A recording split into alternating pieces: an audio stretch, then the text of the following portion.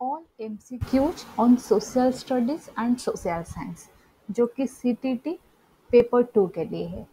आप D triple S P के बात करो या कोई भी टीचिंग रिलेटेड एग्जाम ईएमआरएस के करो, सीटेट के भी सोशल स्टडीज का जो पेपर है लगभग सेम सिलेबस की है। तो we are going to cover all this things.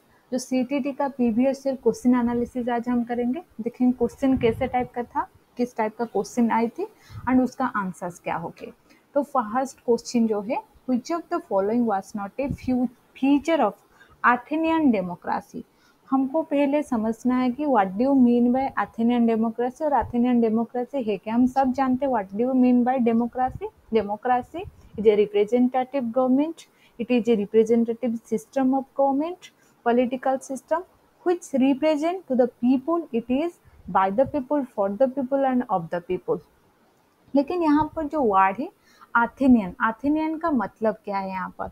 ये एक प्यारिस जैसे कि ग्रीक स्टेट टाइप का समय का चीज था। यहाँ पर डेमोक्रेसी जो होते हैं वो रिप्रेजेंटेटिव ना होकर belongs to one single person होते हैं।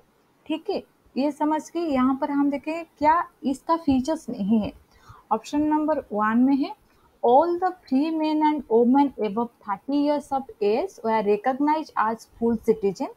इस अथेनियन डेमोक्रेसी में क्या होता है कि ये सारे जो 30 इयर्स के बाद जो मेन हो वुमेन हो उनको हम सिटीजन का रिकॉग्निशन देते हैं। ये ऑप्शन नंबर 2 में है all citizens were expected to serve in army and navy. सारे जो सिटीजन्स होते हैं हम ये एक्सपेक्ट करते हैं, आशा करते हैं कि वो नेवी और आर्मी में सर्व करेंगे या काम करेंगे। Then all the citizens attended assemblies that were held for deciding upon matters। Then 4 में क्या है, appointment for many position were made through lottery। जो कि सारे जो पोजीशंस के अपॉइंटमेंट होते हैं वो लॉटरी के बेसिस में होते हैं। तो यहाँ पर जो सही नहीं है वो है सारी 30 इयर्स के मेन में एक सिटीजन्स की तरह रिकॉग्निशन नहीं मिलते उनको। तो option number 1 is the correct answer. Then question number 32, which of the following was Samudragupta's policy specifically towards the rulers of Dakshinapatha। यहाँ पर जो सोशल स्टडीज के क्वेश्चन है, it is a amalgamation of, ये जो मिक्सचर है किस type का सब्जेक्ट के, geography, history, social issues, political science, sociology. इस जो सोशल साइंस का सब्जेक्ट होते हैं उसी का एक सम्मेलन है सोशल स्टडीज। तो आपको सारी चीज देखना है यहाँ पर। तो यहाँ पर जो हमारा 32 नंबर क्वेश्चन है, which of the following was Samudragupta's policy specifically towards the rulers of the Dakshinapatha। The option number A में है their kingdoms were uprooted and made a part of Samudragupta's empire। Option number 2, they submitted to Samudragupta and offered daughters in marriage। Option number 3 में क्या है, they brought tribute, followed his orders and attended his court। Option number 4 में है they surrendered after being defeated and then were allowed to rule again। यहाँ पर option क्या question थे हमारे कि which of the following was Samudragupta policy, जो कि specifically towards the rulers of Dakshinapatha, Dakshinapatha के रूलर्स के लिए ये लागू है यहाँ पर, जो कि समुद्रगुप्त की पॉलिसी। तो कौन सी ऑप्शन सही है हमारे लिए, वो है ऑप्शन नंबर 4, जो कि they surrendered after being defeated and they are allowed to rule again. तो option number 4 is the correct answer, जो कि दक्षिण पथ के लिए समुद्रगुप्त की जो पॉलिसी थी, जो नियमावली थी, उनमें से अगर वो डिफीट हो गई, कोई वार हो रही है, कोई स्ट्रगल हो रही है या कोई कंफ्लिक्ट हो रही है, देन वो सरेंडर जाएगी। उसके बाद they are allowed to rule again, उसके बाद उनको फिर से अनुमति दिया जाएगी कि वो फिर से रूल करे। ठीक है, तो option number 4 is the correct answer. Question number 33, match the following art form and nomenclature. यहाँ पर आर्ट के जो कि किस्म होते हैं, जैसे कि कला रूप जो होते हैं और उसका नामावली क्या है, उनका नेम नोमेनकल्चर क्या है, उनका नाम क्या है, उसके हिसाब से। ऑप्शन नंबर जो हम देखेंगे पहले से, हम पहले में आर्ट फॉर्म लिख लूंगी, उसके बाद नोमेनकल्चर देख लूंगी। ऑप्शन ए में है art technique that enable making of images that look real. ऐसे आर्ट टेक्निक है जो कि ऐसे बनाए जाते हैं वो रियल दिखे, एक प्राकृतिक दिखाया जाए। ठीक है, जैसे कि ये असली तस्वीर है ऐसा दिखाई देता है। बी में क्या है, पेंटिंग शोन इंडियन लैंडस्केप आज क्वेंट ऑन एक्सप्लोर्ड लैंड। जैसे कि ये पेंटिंग होता है इंडियन लैंडस्केप को शो करता है, जो कि क्वेंट ऑन एक्सपोर्ट लैंड ऐसे टाइप की। सी में क्या है, paintings displaying lavish lifestyles wealth and status of European in India. ये जो पेंटिंग है यूरोपियन के लाइफस्टाइल स्टेटस वेल्थ उनके सारे चीज रिलेटेड वो शो करती है। देन दूसरे तो पेंटिंग है, फोर्थ नंबर वो क्या है, paintings depicting scenes from British imperial history and victories. जो पेंटिंग है वो क्या चीज को शो करते हैं, British imperial history and victories. हमारे नोमेन कल्चर में क्या है, एक बार एक समझ लो उसके बाद नोमेन कल्चर है। पिक्चर्स क्यों, portraiture, history painting, oil painting. तो उसके बाद हमको यहाँ पर चूज करनी है कि किस टाइप के पेंटिंग के साथ क्या सही मिलजुल रही है। तो कौन सी सही मिल रही है यहाँ पर, वो है हमारा जो paintings oil painting. Oil painting कहाँ पर है, आई भी ऑयल पे, ये जो ऑप्शन नंबर है सही वो है 1। जैसे कि ऑयल पेंटिंग पे जो लगी रही है ऑप्शन नंबर आई भी, जो कि बिल्कुल सही है कि पेंटिंग जो दिख रही है कि बिल्कुल एक रियल पिक्चर की तरह वो दिख रही है। जैसे कि हमारा ऑप्शन नंबर ए में थी art technique that enabled making of images that look clear, जैसे कि ऑयल पेंटिंग दिखाई देते। देन बी में क्या है, painting showing it Indian landscape and quaint explore land, वो है picturesque, option number 1। Then C में क्या थी, सी में जो थे पोर्ट्रेचर थे, painting displaying lavish lifestyle wealth status of Europeans, वो है पोर्ट्रेचर। डी में क्या है, डी हिस्ट्री पेंटिंग, जो कि हम British imperial history and victories को दिखाती है। तो option number 1 is the correct answer. Then question number 34, in the late 18th century, 18th century के लगभग एंड में, the presidencies of Bombay Madras and Bengal developed from which of the following East India companies trading sub post. यहाँ पर जो सारी president होते हैं वहाँ पर एक ईस्ट इंडिया कंपनी का एक ट्रेडिंग पोस्ट होता था। जैसे कि वहाँ पर एक दिशा है, वो एक सेंट्रल जगह है या सेंट्रल प्लेस है, वहाँ पर ट्रेडिंग वो करते थे। तो जो बॉम्बे मद्रास एंड बंगाल की जो है हमारा ईस्ट इंडिया कंपनी की ट्रेडिंग पोस्ट, वो कहाँ पर थी, जैसे कि ऑप्शन नंबर 1 में है सूरत मद्रास कलकत्ता। यहाँ पर आपको देखना है कि कहाँ कौन सी जगह बताए, जैसे कि बॉम्बे अभी मुंबई है, मद्रास चेन्नई है एंड बंगाल अभी कौन है, वेस्ट बंगाल में है। तो यहाँ पर आपको इसके हिसाब से देखना है या कौन सी ट्रेड पोस्ट को वो लिंक कर रही थी, जैसे कि सूरत मद्रास कलकत्ता, नागपुर मदुराई दिल्ली, पुणे मद्रास कलकत्ता, सूरत मदुराई दिल्ली। तो यहाँ पर सही आंसर है ऑप्शन नंबर 1 सूरत, जो कि गुजरात है में थी, लेकिन प्रेसिडेंसी के समय तो वो डिवाइडेड नहीं हुआ था ना। Then Madras, then Calcutta, then option number 1 is the correct answer.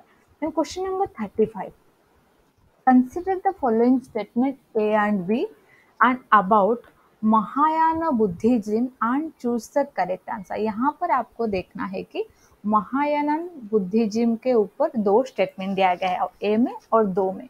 यहाँ पर कौन सी ट्रू है कौन सी फॉल्स है आपको वो बतानी है। ऑप्शन नंबर ए में है, जो ए स्टेटमेंट ए है वो है in this form of Buddhism Buddha's presence in sculptures was shown using certain sign। Mahayana Buddhism में जो था बुद्ध का जो presence in sculpture was shown using certain sign, कुछ साइन सिंबल को यूज करके वो बताया गया है। देन स्टेटमेंट बी में क्या है, the belief in Buddhists emerged with the coming of Mahayana Buddhism. जो बुद्धिस्ट्स की जो बिलीफ विश्वास का प्रक्रिया जो शुरू हुआ था इमर्ज कब करी, महायान बुद्धिज्म के समय में, coming with Mahayana Buddhism.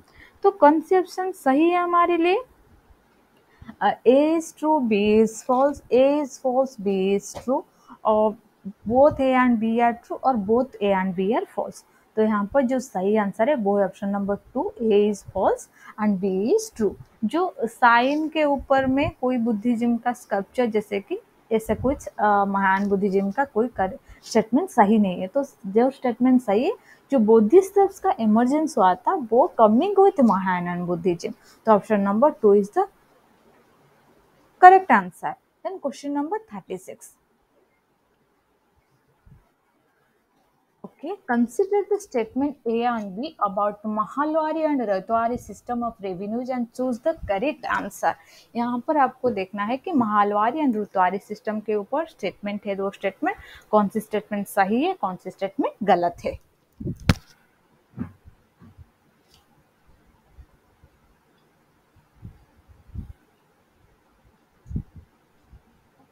The Mahalwari was devised for northwestern provinces of Bengal Presidency, while the Rutwari was devised for British territories in south.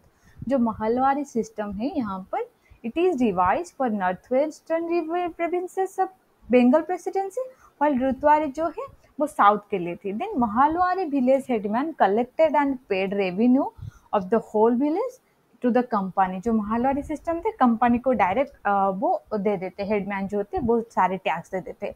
लेकिन रुतवारी सिस्टम क्या होता है, डायरेक्ट सेटलमेंट और मेड विथ कल्टीवेटर के साथ. वहां पर एक मिडिल मैन थे, यहाँ पर एक कल्टीवेटर थी. जो हमारे यहाँ पर कौन सी स्टेटमेंट सही है, कौन सी स्टेटमेंट गलत है वो देखना है. Okay, only A correctly explain difference between the two revenue. B correctly explain difference between the two revenue. Both and A, B and correct, neither A nor B. तो यहाँ पर जो ऑप्शन सही है वो है ऑप्शन नंबर 3, जो कि बोथ जो है वो सिस्टम के ऊपर, जो महालवारी एंड रुतवारी रेवेन्यू सिस्टम के ऊपर दिया गया है वो सही आंसर है. तो option number 3 is the correct answer. Then question number 37. A tomb of a Sufi saint is known as what?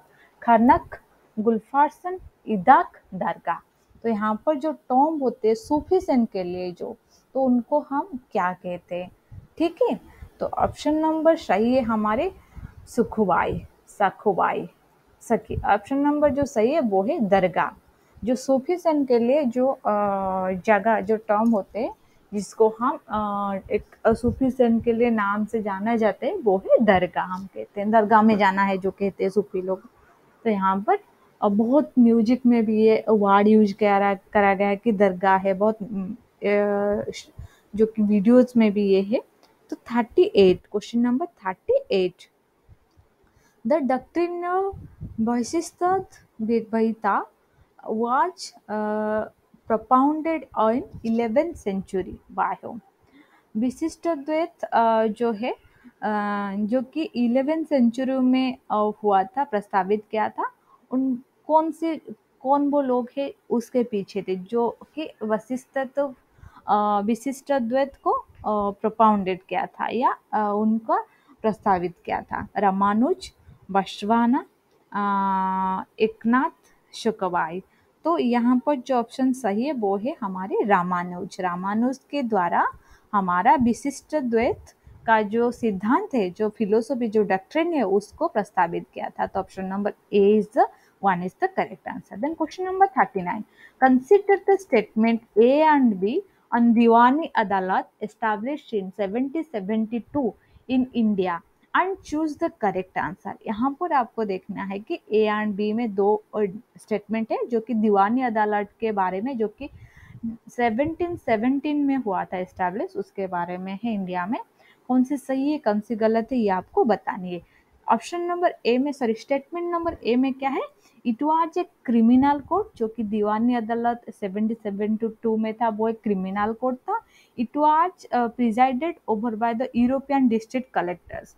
तो कौन सी ऑप्शन सही है नीचे में हमारा है, option number 2 is the correct, जो कि A is false, B is true. ये क्रिमिनल कोर्ट नहीं था दीवानी अदालत, लेकिन ये जो presided over by European district collector. तो option number 2 is the correct answer. Then question number 40.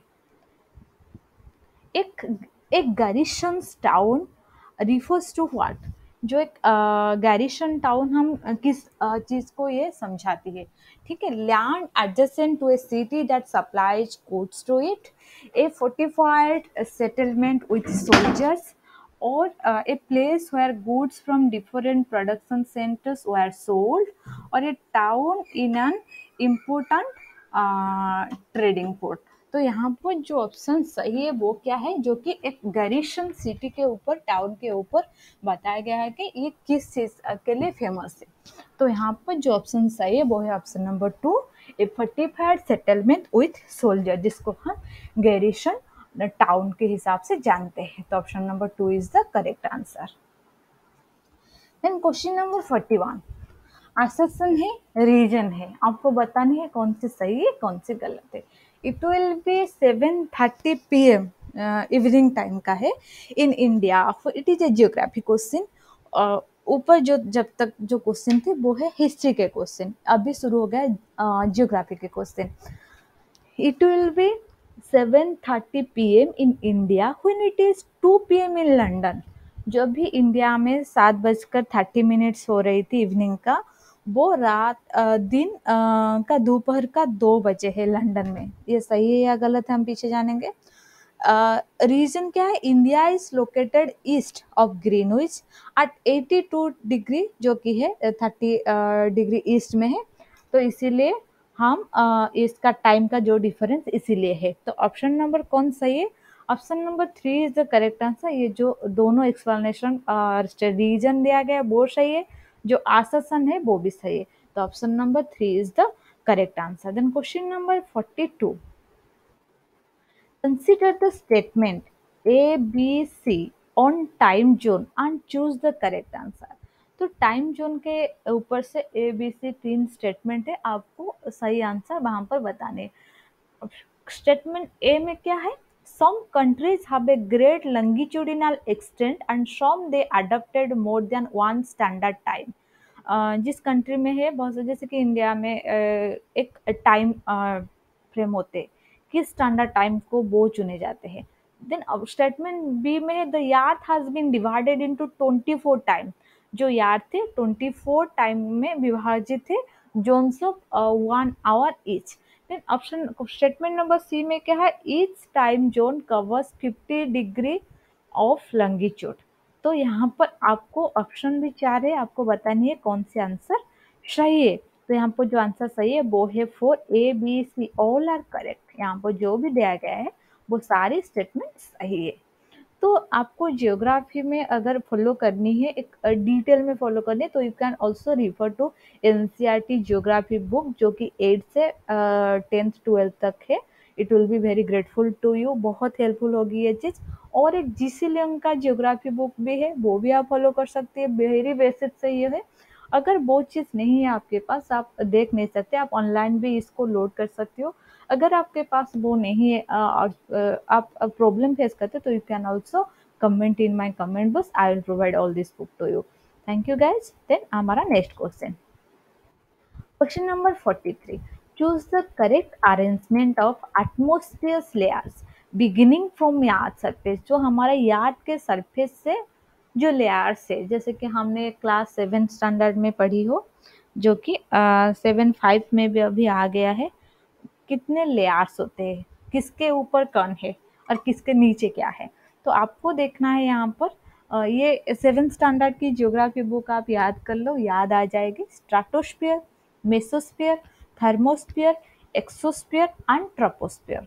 Then 2 में क्या है, ट्रोपोस्फीयर, स्ट्रेटोस्फीयर, इसी के हिसाब से वो अलग अलग करके बताए। तो सही आंसर क्या है, वो है ऑप्शन नंबर 2, जो कि पहला जो है वो ट्रोपोस्फीयर है, then stratosphere, then mesosphere, then thermosphere, then एक्सोनोस्फीयर। ये भी हो सकता है ओजोन लेयर कहाँ पर है, ग्रीन हाउस गैस का इफेक्ट कहाँ पर है, हमारा जो है ओजोन होल कहाँ पर है, और भी बहुत सारे ओजोन गैसेस है, और हमारा क्लाइमेट जो कि होता है, बारिश हो, ये चीज़ कहाँ पर होती है, नेटवर्किंग की जो चीज़ रेडिएशन होते हैं कहाँ पर होते हैं। ये सारी ये जो स्पीयर्स होते हैं ना यार्ड के सरफेस से, वो अपने अपने खुद उसका नेचर्स कैरेक्टरिस्टिक वो भी देख लेना एक बार, क्योंकि it is also very much important. इस टाइप का क्वेश्चन आ सकती है, वरना उस टाइप का भी क्वेश्चन आ सकते हैं। बहुत बार वो ओजन लेयर, ग्रीन हाउस इफेक्ट, उस टाइप का क्वेश्चन आया है।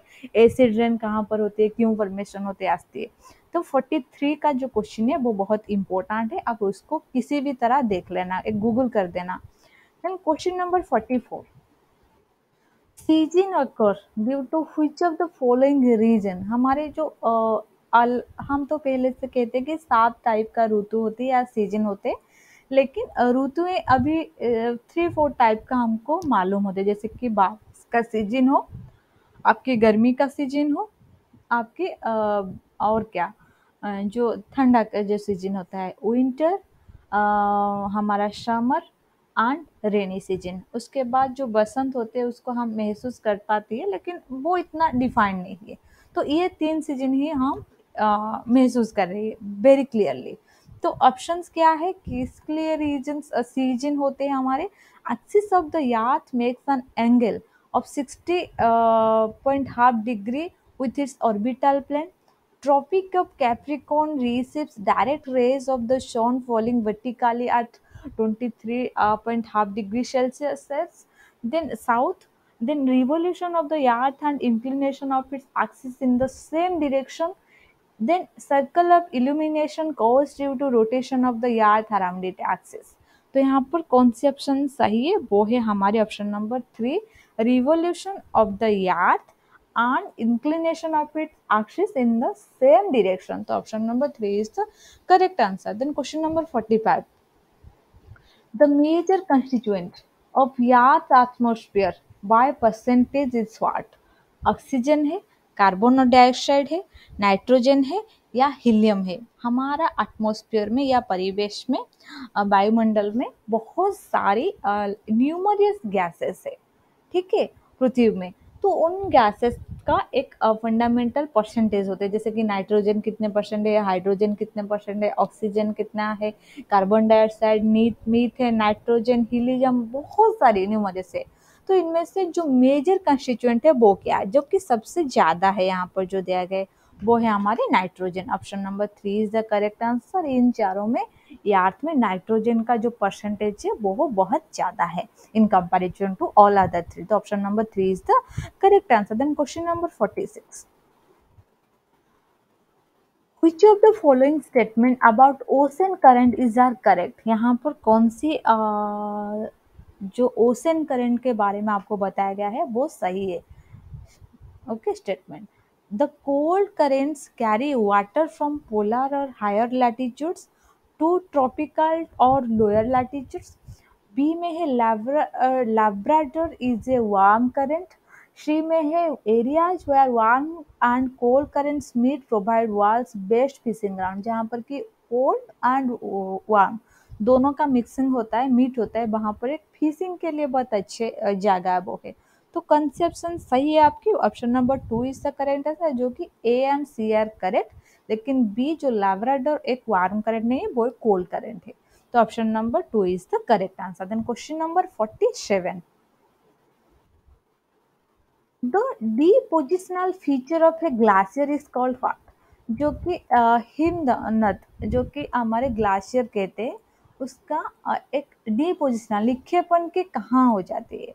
शी के, मोरेन, लोएस, लेवेस, वो कहाँ पर होती है? वो है ऑप्शन नंबर सही है हमारे मोरैन, हिमोट। ओके, जो हिंदी में बोलते हैं कि हिमोट। Then question number 48. Statement A and B describe the features of which of the following vegetation? यहाँ पर A and B एक vegetation के बारे में बताया गया है कि कौन सी वेजिटेशन का ये समझाती है, जैसे कि हमारा temperate grassland, temperate deciduous forest, coniferous forest, Mediterranean vegetation. तो स्टेटमेंट ए में क्या है? The vegetation is found in the higher latitude 50 degree to 70 degree Celsius जो में है टेम्परेचर में ऑफ नॉर्दर्न हेमिस्फीयर में। Then it is also called as taiga, इसको हम टाइगा भी कहते हैं। तो किस चीज का नाम या फीचर्स ये है? वो है ऑप्शन नंबर 3, जो कि कन्फेरियस फॉरेस्ट। ये कन्फेरियस फॉरेस्ट का फीचर्स है। Option number 3 is the correct answer. Then question number 49. Which of the following is not a feature of the Ganga Brahmaputra basin? यहाँ पर गंगा ब्रह्मपुत्र basin का एक विशेषता नहीं है। एक में क्या है? Oxbow lakes dot the plain area. B में 2 में क्या है? The density of population of plain area is very high. 3 में क्या है? The delta area is covered with mangrove forest. 4 में क्या है? Slash and burn agriculture is practised in this area for land cultivation. दो गंगा ब्रह्मपुत्र के जो किनारे है उसके बारे में जो बताया गया है वो सही है या सही नहीं है, ये आपको बताना है। तो option number 4 is the correct answer, जो कि slash and born agriculture practice in this area for land cultivation, ये सही नहीं है। जो कि बॉर्न एग्रीकल्चर कहाँ पर होते हैं, जो कि हम ओडुजास कहते हैं, वो एक माउंटेनियस एरिया में होते हैं। तो ब्रह्मपुत्र एंड गंगा बेसिन में इस चीज का दिखाई नहीं देता है। तो लेकिन जो density of population in plane area is very high, क्योंकि वहाँ एक उर्वर मृत्तिका मिलते हैं, चार खेतवासी करने के लिए बहुत अच्छा है, तो वो होते हैं। तो और जो तीनों पॉइंट है वो सही है, लेकिन 4 ऑप्शन गलत है, इसीलिए 4 जो पॉइंट है वो सही आंसर है हमारे 49 क्वेश्चन के लिए। तो option number 4 is the correct answer. Question number 50, swimmers can float in Dead Sea. जो डेड सी है, स्विमर्स अपने आप ही फ्लोट कर सकते हैं या भासमान अवस्था में रह सकते हैं। क्यों? Okay. Winds blow at the very high speed over the surface of the sea water, क्योंकि पवन वहां पर अच्छे बहते हैं तो अपने आप फ्लोट हो जाते हैं कोई लोग। More warm currents than cold currents originate in the sea, ज्यादा वार्म करेंट्स आते हैं कोल्ड करेंट्स के कंपैरिजन में। The sea experience more high tide than low tide. Dead Sea में क्या होता है कि उनका जो क्या होते हैं, उनका जो अधिक ज्वार एंड भटा होते हैं वो अपने आप से बहुत ज्यादा होते हैं। या ऑप्शन नंबर 4 में the increase salt content makes the sea dense. तो यहाँ पर जो ऑप्शन सही है वो है ऑप्शन 4, क्योंकि द इंक्रीज सॉल्ट कंटेंट जो होते हैं डेड सी में वो contents make the sea dense. Okay, तो option number 4 is the correct answer. Question number 51, consider the statement A and B about land use and choose the correct answer. Land use refers to use of land exclusively for agriculture and forestry, और land use is primarily determined by its topography। तो कौन C option सही है, कौन C option गलत है यहाँ पर? जो कि ये दोनों जो कि लैंड यूज के बारे में है, land use refers to use of land exclusive for agriculture and forestry, ये तो नहीं है। लैंड भी हम किसी टाइप के यूज करते हैं, इंडस्ट्री भी होते हैं लैंड के ऊपर, हम सेटलमेंट हैबिटेशन भी लैंड के ऊपर है, तो ये गलत है। Land use is primary determine by topography, वो भी गलत है। तो ऑप्शन नंबर 4 इज द सही आंसर, जो कि है both A and B are false. Question number 52, shelter belts help in what. जो शेल्टर बेल्ट्स होते हैं वो किस चीज के लिए हमको मदद करती है? Checking wind movement to protect soil cover, retaining soil moisture, slowing down the flow of water over soil, preventing gullies and hence for the soilers। तो ऑप्शन नंबर जो सही है वो है ये, शाम को चेकिंग विंड मूवमेंट किस तरह होती है एंड कैसे सॉइल को प्रोटेक्ट किया जाए, इसके लिए हमको जो शेल्टर बेल्ट से वो हेल्प करती है। तो option number 1 is the correct answer. Then question number 53, what determines the thickness of soil profile. हमारा जो सॉइल की थिकनेस, ओके, मूर्तिका के जो मुद्दा होते हैं, मोटाई होते हैं, कैसे कितना मोटा है वो होते हैं, इस चीज को किस चीज डिटरमिन करते हैं, निर्धारित करते हैं? रिलीफ जो होता है, उच्चाबच, टाइम समय, flora and fauna and climate, जलवायु। तो ऑप्शन नंबर जो सही है वो जो यहाँ पर सही है वो है ऑप्शन नंबर 2, टाइम, समय कितना लगता है। जैसे कि एक 1 इंच का सेल फॉर्मेशन होने के लिए it takes more than years and years, 100 years, एक सहा वर्ष लग जाती है कि it takes years and years to form a 1 inches of soil. 1 inch सेल बनाने के लिए इतने ज्यादा समय लग जाती है। तो सेल का जो मोटाई वो कितने स्तरित होगा, कितने मोटा होगा, मोटाई होगी, उसका निर्धारित टाइम समय ही करते हैं। तो option number 2 is the correct answer. Then question number 54, one of the basis of their distribution resources can be classified as on the basis of the distribution of resources, जो कि हमारे वर्गीकृत के ऊपर वितरण के आधार पर संबोधित है। जो कि रिसोर्सेज वो क्या है?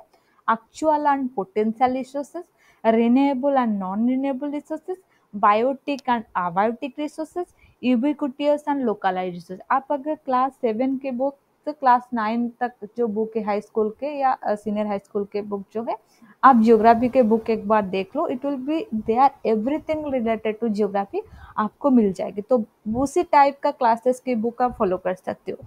तो यहाँ पर जो सही आंसर हमारा है वो है यूबिक्विटस एंड लोकलाइज्ड रिसोर्सेज, जो कि सर्वव्यापक एंड स्थानिक संसाधन, ठीक है। तो option number 4 is the correct answer. Then question number 55, Which of the following statement about the diverse society is correct? यहाँ पर कौन से स्टेटमेंट जो डाइवर्स सोसाइटी के ऊपर सही है? विविध समाज, जो कि इंडिया अगर कहें, जो कि लैंग्वेज, रिलीजन, सोसाइटी, जियोग्राफिकली, सारे कल्चरली, सारे चीज में डाइवर्स है, विविधता है यहाँ पर है। एकता इन विविधता जो कहते हैं, एकता में विविधता, यूनिटी इन डाइवर्सिटी। तो यहाँ पर जो स्टेटमेंट दिया गया है, आप कौन सी एक डाइवर्स सोसाइटी को डिफाइन करती है? ऑप्शन नंबर ए में है, it would have differences and inequalities, language, religion and culture. यहाँ पर इनइक्वालिटीज होते हैं एंड डिफरेंसेस होते हैं। ऑप्शन नंबर 2 में क्या, it would have differences in culture and power, सिर्फ कल्चर एंड पावर में डिफरेंसेस है। It would have similarities of language, religion and culture, similarities है केवल। It would have differences and similarities in language, culture and religion. तो जो option सही है हमारे लिए वो है ऑप्शन नंबर 4, क्योंकि जो डाइवर्स सोसाइटी होता है, कुछ चीज का सिमिलैरिटीज होता है, कुछ चीज का डिफरेंसेस भी होता है।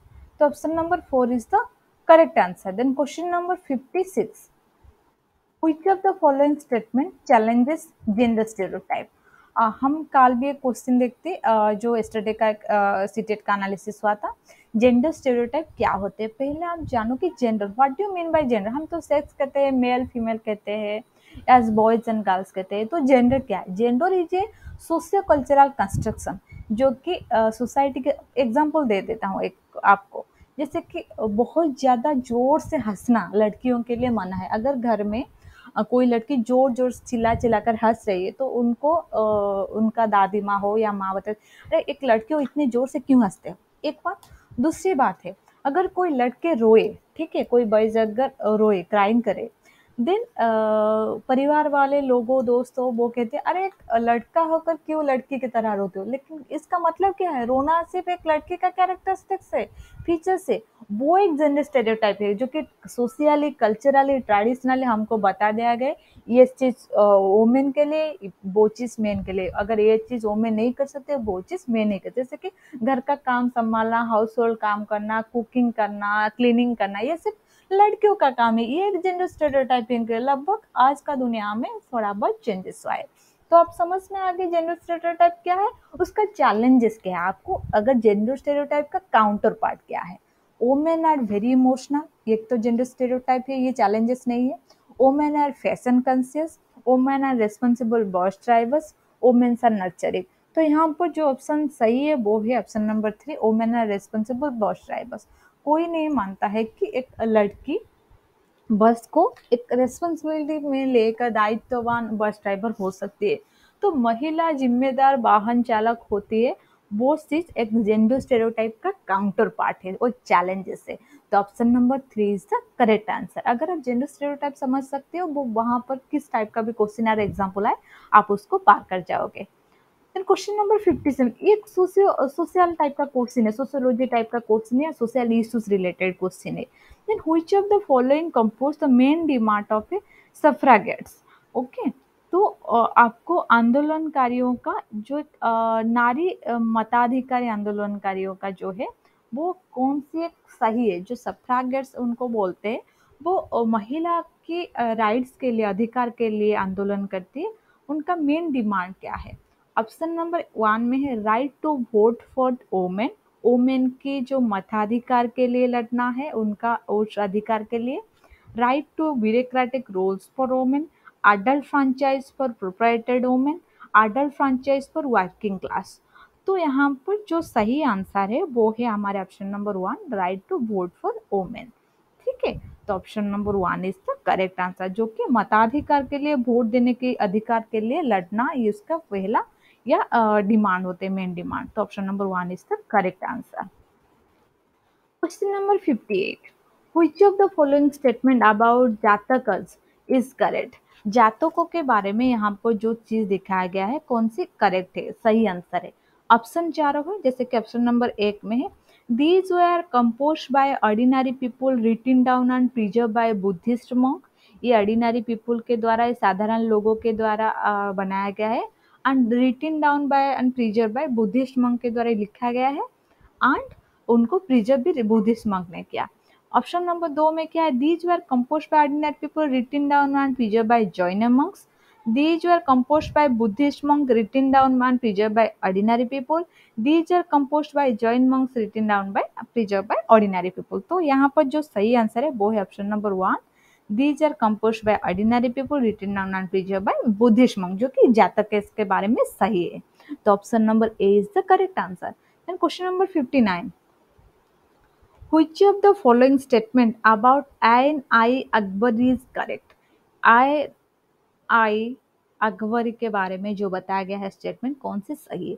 It is the first volume of 3 volume history of Akbar reign title Akbarnama. ये एक पास्ट वॉल्यूम है जो कि अकबरनामा का जो 3 वॉल्यूम के ऊपर है। It deals with Akbar's ancestor and records the events of Akbar region. It was written by Mirza Hakim, who was the Akbar's country's Kautayas. It has rich statistical details about diverse aspects of Akbar's administration. जो सही answer है वो है option number 4, जो कि Akbar administration की जो statistical परिसंख्यान data थी वो है हमारे आइन आई अकबरी। तो option number 4 is the correct answer. ये एक हिस्ट्री टाइप का क्वेश्चन है। Question number 60, who among the following compiled the compositions of Baba Guru Nanak in Gurumukhi, also adding his own compositions to it? वो क्या थी? गुरु गोविंद सिंह, गुरु अनंग, गुरु Arjun, Guru Tegh Bahadur. Who among the following compiled the composition of Baba Guru Nanak in Gurumukhi, also adding his own composition? उन्होंने add किया also खुद का, वो है गुरु आनंद। तो option number 2 is the correct answer. आज के लिए इतना 60 क्वेश्चन, और जो 30 क्वेश्चन है नेक्स्ट सीरीज में हम देखेंगे। So guys I don't want to take much of your time जो कि वेस्ट जाने वाला है। अगर इस वीडियो आपको अच्छा लगे please to subscribe my channel, share and like this video. Thank you for your support. Have a nice day. I wish you all the best for your CTT 2021 and 22। Thank you guys. Lots of God bless you.